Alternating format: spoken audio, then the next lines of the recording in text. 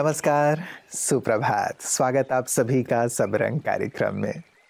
मित्रों, भारतवर्ष महापुरुषों की भूमि रही है।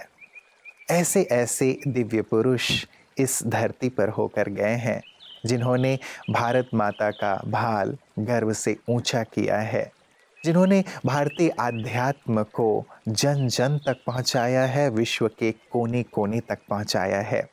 ऐसी ही एक दिव्य विभूति रहे हैं स्वामी विवेकानंद जी, जो कि सभी के हृदय में बसते हैं।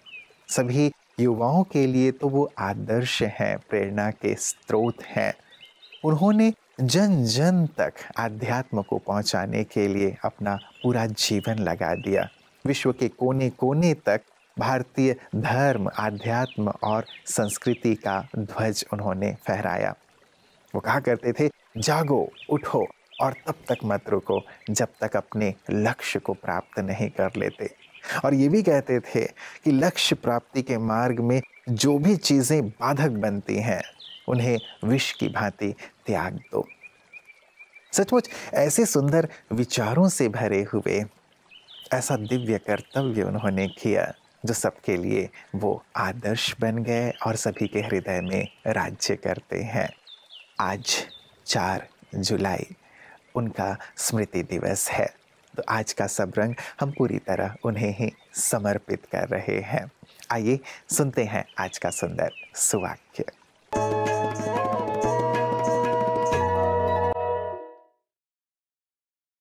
महत्व उतना ही दे जितनी की योग्यता।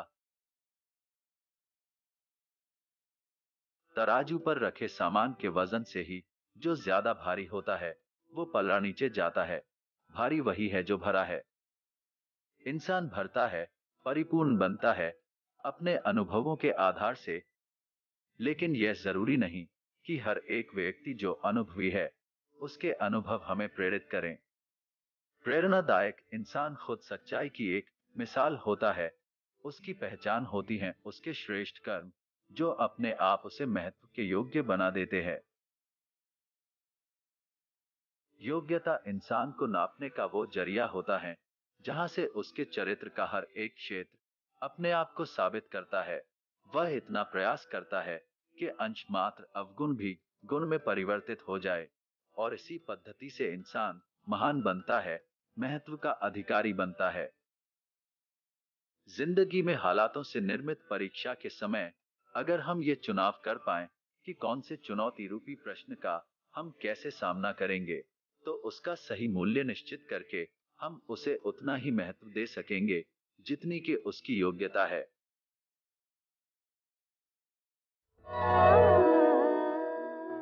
जब तक तुम स्वस्थ नहीं रहोगे तब तक देश की सेवा कैसे करोगे, तब तक अपने देशवासियों की सेवा कैसे करोगे। और सचमुच कितनी पते की बात है ना।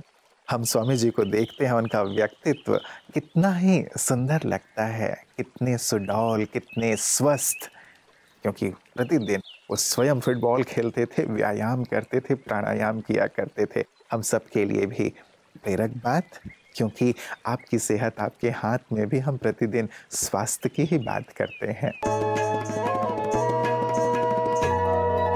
ओम शांति फ्रेंड्स। दोस्तों, लंग कैंसर के बारे में आपने काफ़ी सुना होगा। और ये जो स्मोकर्स होते हैं, जो स्मोकिंग करते हैं रेगुलर, इनमें ज़्यादा होता है। हालांकि और भी कारण हो सकते हैं। ऐसा नहीं कि खाली स्मोकर्स को ही कैंसर होता है। जो स्मोकिंग नहीं करते हैं उनको भी कैंसर हो सकता है, किंतु बहुत कम होता है। जो स्पेशली एनवायरमेंटल पोल्यूशन आजकल बढ़ता जा रहा है। बहुत सारे जो स्पेशली इंडस्ट्रीज़ में काम करते हैं, जैसे कोल इंडस्ट्री में काम करते हैं या माइंस में काम करते हैं या कपड़े की फैक्ट्री में काम, उनको भी कैंसर हो सकता है दोस्तों। ये तो मुख्य कारण ही स्मोकिंग है, तंबाकू का यूज़ है। क्योंकि देखने में आता है जितने दिन आपने सिगरेट पी है और कितनी सिगरेट रोज पीते हैं और कितने दिन कितने साल हो गए पीते पीते, उससे अधिक जितना अधिक आप सिगरेटें बीड़ी पीते हैं, जितने अधिक लंबे समय से आप पी रहे हो, उतना अधिक कैंसर होने के चांसेस आपको रहते हैं। अगर हम स्मोकिंग करना छोड़ दें, तंबाकू लेना छोड़ दें, तो कई साल तक हम उसका रिस्क कम कर सकते हैं। हालांकि रिस्क हमेशा खत्म तो नहीं होता, पर काफ़ी कम हो जाता है दोस्तों। तो अगर आप चाहते हैं लंग कैंसर से बचे, तो आज ही आप अपने आप से शपथ प्रतिज्ञा करिए कि हम आज से स्मोकिंग नहीं करेंगे। धुएं से बचेंगे। खाली आपको लंग कैंसर नहीं होता स्मोकिंग करने से। अगर आप 10 सिगरेट पीते हैं, 10 बीड़ी पीते हैं, तो 5 बीड़ी या 5 सिगरेट आपके माता पिता या भाई बहन या बच्चे भी पी लेते हैं, तो उनको भी बराबर चांस रहता है लंग कैंसर होने का।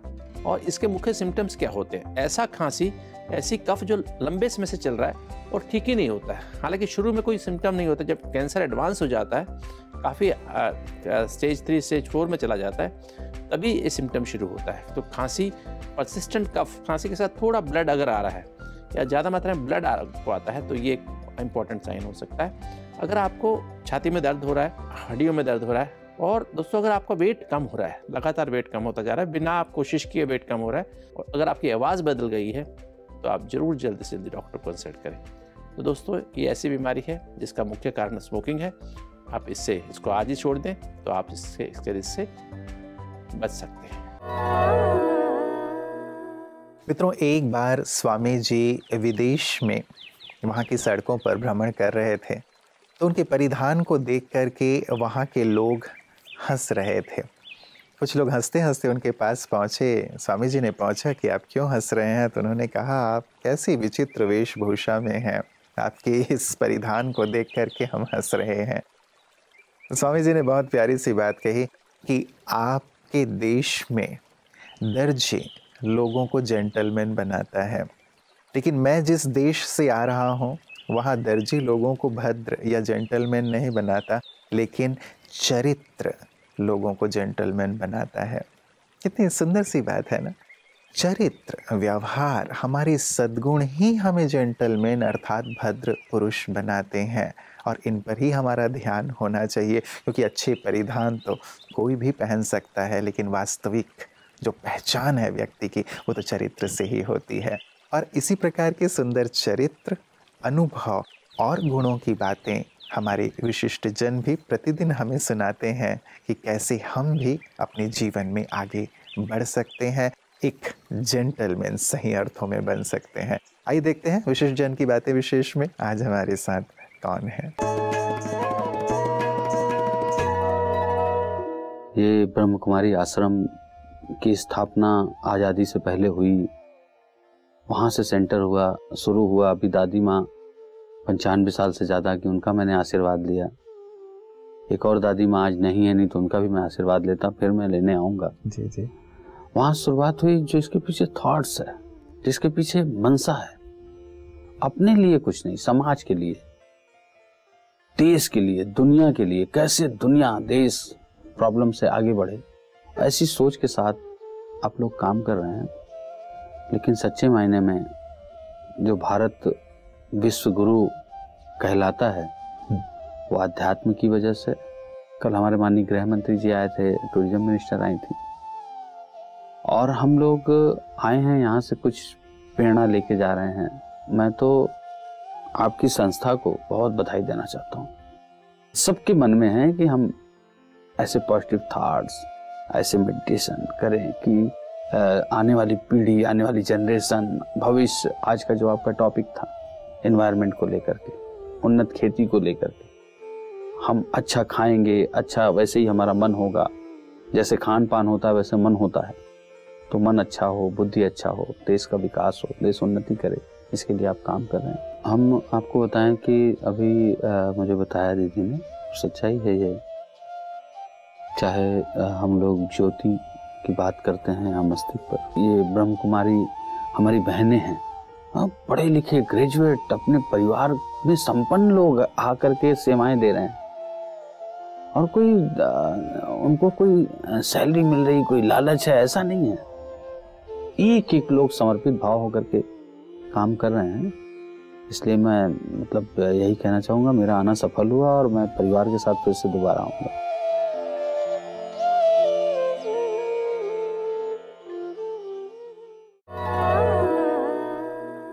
मित्रों, एक बार विवेकानंद जी किसी धार्मिक सम्मेलन में भाग लेने के लिए गए हुए थे, तो कुछ उनके जो विरोधी थे, अलग धर्म को मानने वाले, उन्होंने गीता धर्मशास्त्र को सबसे नीचे रख दिया और बाकी के अन्य धर्म ग्रंथों को ऊपर रख दिया, नीचा दिखाने के लिए कि आपका धर्म देखो कहाँ है।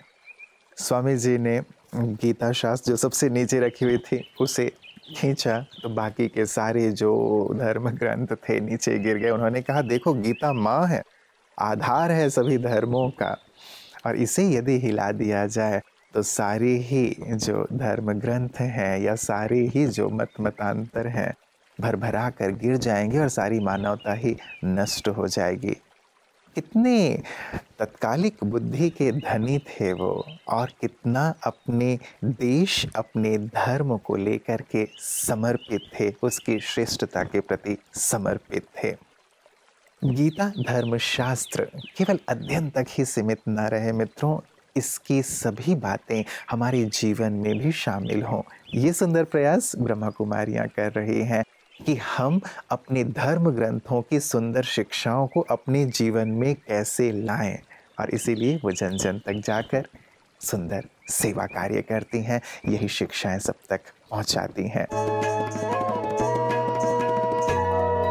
ब्रह्मा कुमारिस रशिया व्लादिवोस्तोक में इंटरनेशनल डे ऑफ योगा का आयोजन इस साल 8वीं बार किया गया, जिसमें भारत के महावाणिज्य दूत श्री साई मुरली और कई प्रतिनिधियों ने बधाई दी। उन्होंने योग से योगदान की अत्यधिक सराहना की, साथ ही अपने कौशल का प्रदर्शन किया और प्रतिभागियों को प्रयास करने के लिए प्रेरित किया, और Brahma Kumaris video project why do I love India की घोषणा की। वही फार ईस्टर्न फेडरल यूनिवर्सिटी में एक विशेष कार्यक्रम का आयोजन किया गया।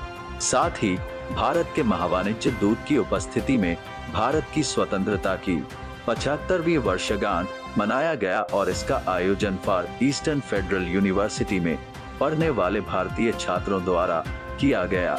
वही व्लादिवोस्तोक यूथ रिसोर्स सेंटर में 24 जून को नशीली दवाओं की लत और अवैध नशीली दवाओं की तस्करी के खिलाफ कार्यक्रम का आयोजन भी किया। वही 26 जून की सुबह एक चैरिटी प्रोजेक्ट योगा मॉर्निंग के साथ शुरू की गई, जहां सभी को योगा मॉर्निंग क्लासेस के साथ लाइव म्यूजिक भी कराया गया।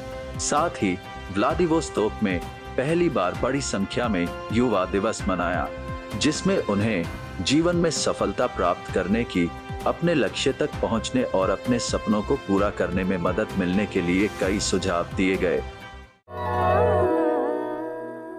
मित्रों, बातें तो अनेक हैं विवेकानंद जी के जीवन से जुड़ी हुई, और जैसे मैंने प्रारंभ में ही कहा था कि आज चूंकि उनका स्मृति दिवस है तो हम उनके जीवन की सुंदर बातों को ज़रूर अपने जीवन में शामिल करने का संकल्प लें। मित्रों, वो एक किताब पढ़ा करते थे तो पूरी तरह से उन्हें याद हो जाया करती थी एक नज़र डालने के बाद ही, और जब उनसे ये पूछा गया कि आप ऐसा कैसे कर लेते हैं तो उन्होंने कहा मेरी इस एकाग्रता का आधार ब्रह्मचर्य है, योग है। देखें, जिस चीज़ ने उन्हें सुंदर एकाग्रता दी, श्रेष्ठता दी, ऊंचाई दी, वो ब्रह्मचर्य था, और साथ ही उनकी योग साधना थी। एक विदेशी महिला ने भी उन्हें कहा था कि मैं आपसे विवाह करना चाहती हूँ ताकि आपकी तरह ही तेजस्वी संतान पैदा हो। तत्क्षण उन्होंने कहा आप मुझे ही अपना पुत्र क्यों नहीं मान लेते, क्योंकि हमारी जो संतान होगी मेरी तरह हो या ना हो, लेकिन मैं तो विवेकानंद हूँ ही जिसे आप संतान के रूप में स्वीकार कर सकती हैं। इतना ज़्यादा चरित्र के धनी और ब्रह्मचर्य के प्रति समर्पित उन्होंने आह्वान किया था कि मेरी तरह यदि 100 युवा मुझे मिल जाएं तो मैं देश को स्वर्ग बना दूंगा। मित्रों, आज वक्त है उस आह्वान को अपने अंदर उतारने की, स्वीकार करने की कि हम भी धर्म और आध्यात्म को ऐसे ही अपने जीवन में शामिल करें जैसे विवेकानंद जी ने किया था। उन्हीं धारणाओं को अपने जीवन में लेकर के आगे बढ़ें जैसे उन्होंने किया था, तो हम भारत को ही नहीं समूचे विश्व को स्वर्ग बना पाएंगे। आइए एक कदम इस दिशा में दृढ़ता से बढ़ाते हैं। अपना ख्याल रखिएगा। कल पुनः इसी वक्त आप सबसे मुलाकात होगी। नमस्कार। ओम शांति।